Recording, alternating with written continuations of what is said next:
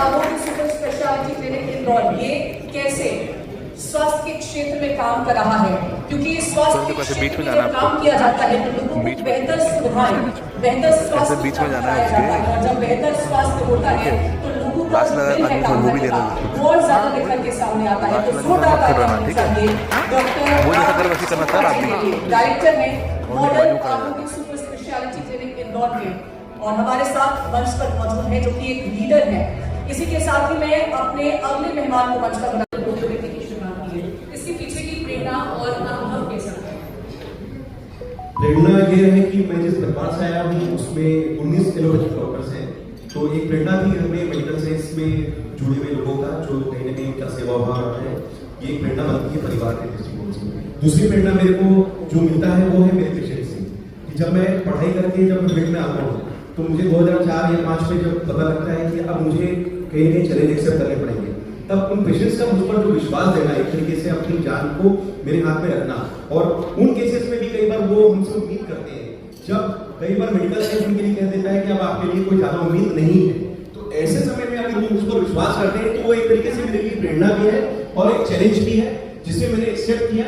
Adjust किया और उसके ऊपर काम किया। इसीलिए जो प्रेरणा पेशेंट देते हैं उसके आधार पर हम कुछ नया लाने की सोच सकते हैं, और यही नया लाने का जो विजन है वो हमने होम्योपैथी को चेंज करके सुपर स्पेशलिटी मॉडर्न होम्योपैथी के नाम से एक जो नया कंसेप्ट का जो परिभाषा दिया, उसमें ये वही चीजें हैं जो पहले जमाने में लिखा था कि होम्योपैथी में ये सब चीजें नहीं होती है, ये सब चीजें संभव नहीं है। तो उन केसेस पे काम करने के लिए हमारे पेशेंट्स का विश्वास था, वो मुझे प्रेरणा के रूप में मिला।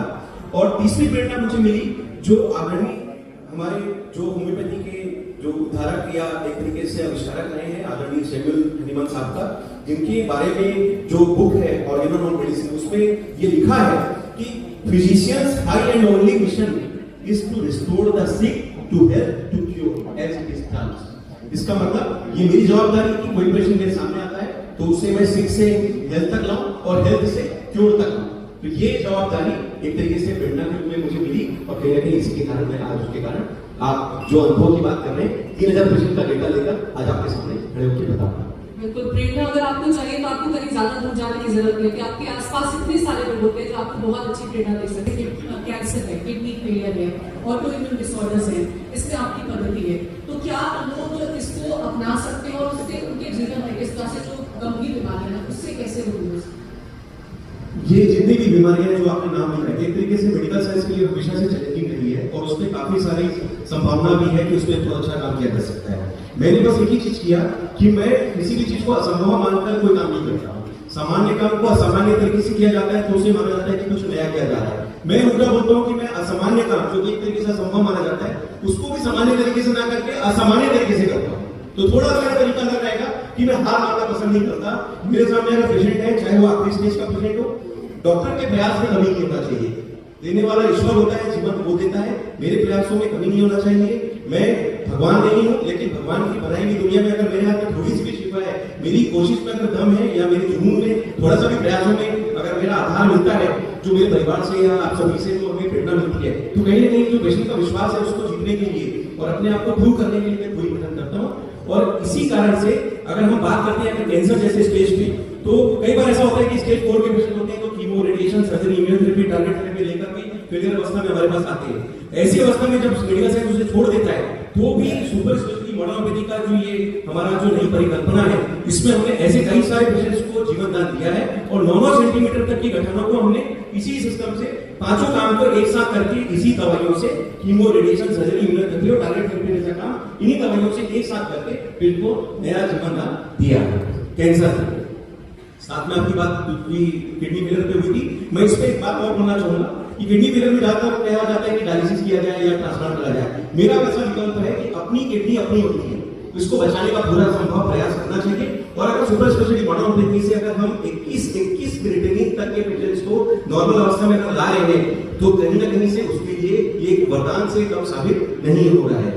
तीसरा केस था आपका ऑटोइम्यून केस का। तो इस मामले में दोस्तों मैं आपके चैनल के माध्यम से बहुत स्ट्रेट फॉरवर्ड मैसेज देना चाहूंगा कि ऑटोइम्यून बीमारियों का क्योंकि दुनिया में अभी तक कोई बहुत ज्यादा इलाज बताया नहीं गया है, ऐसा माना जाता है कि आपकी बॉडी की इम्यूनिटी ही बॉडी के अगेंस्ट काम कर रही है। तो हमें इस केस में बचाए दबाने के लिए मेरा इस चैनल के माध्यम से विशेष तो मैसेज है कि इस केस में सुपर स्पेशलिटी होम्योपैथी हमारे लिए किसी वरदान से कम साबित नहीं हो रही है, क्योंकि मैंने ऐसे केसेस देखे हैं जहां पर ये कहा जाता है कि are factor, N factor, HLA-B27 जैसे जो रिपोर्ट्स हैं ये कभी भी जो जेनेटिक लेवल पे जा चुके होते हैं ये रिवर्स नहीं हो सकते। मैं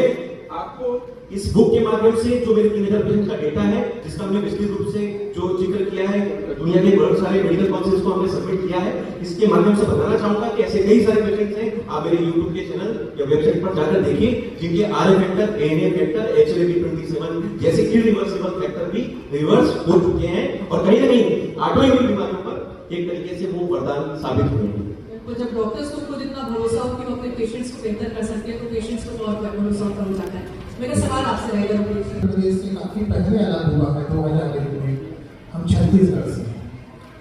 जब आप एक ऐसे राज्य में रहते हैं जिसका नाम ही लोग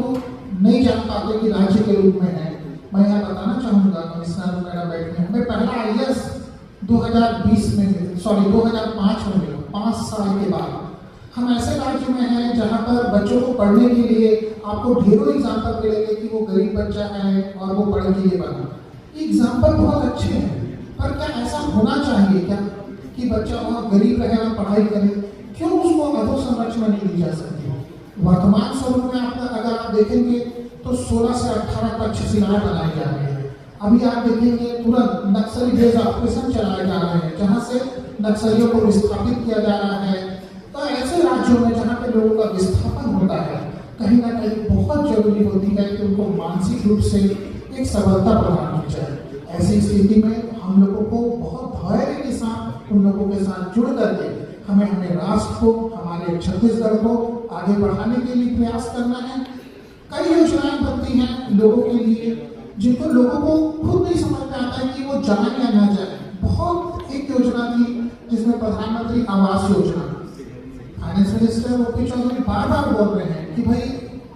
आप चाहिए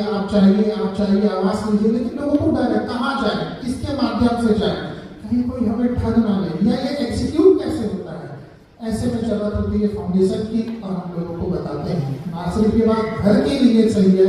बल्कि सोलर योजना या और ये लीडर्स हैं जो कि लीडरशिप कार्य करते हैं। बहुत शुक्रिया आपका। बहुत शुक्रिया आपका। अभी बोल रहे थे कि छत्तीसगढ़ की पहचान बहुत कम है, तो मैं बता